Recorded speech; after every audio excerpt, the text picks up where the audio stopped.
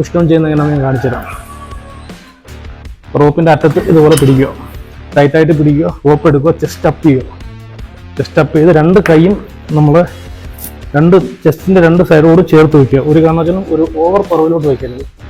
കൈ ഓവർ പുറവിലോട്ട് ഇങ്ങനെ ഒരുപാട് പേര് ചെയ്യുന്നുണ്ട്, അത് റോങ് ആണ്. പ്രൈസ് പിടിക്കത്തില്ല, ചെസ്റ്റും കൂടെയാണ് പിടിക്കുന്നത്. ശകലം ഫ്രണ്ടിലോട്ട് വയ്ക്കുക, കൈ ഫ്രണ്ടിലോട്ട് വെച്ചിട്ട് ചെസ്റ്റ് അപ്പ് ചെയ്ത്, അപ്പം ചെസ്റ്റ് അപ്പ് ചെയ്തിട്ട് നമ്മൾ പുഷ് ചെയ്യുമ്പോഴത്തേക്കും നമ്മൾ നല്ല അത്ര മിനിമം സ്പീഡിൽ പുഷ് ചെയ്യുക, എന്നാൽ മാത്രമേ നമുക്ക് വെയിറ്റ് പുഷ് ചെയ്യാൻ പറ്റൂ, അല്ലെങ്കിൽ പോകത്തില്ല. അപ്പോൾ മാക്സിമം പുഷ് ചെയ്യുക. പുഷ് ചെയ്യുമ്പോഴത്തേക്ക് റോപ്പ് ഇതുപോലെ സ്പ്ലിറ്റ് ചെയ്ത് വലിച്ചു കൊടുക്കുക, വിടർത്തി കൊടുക്കുക.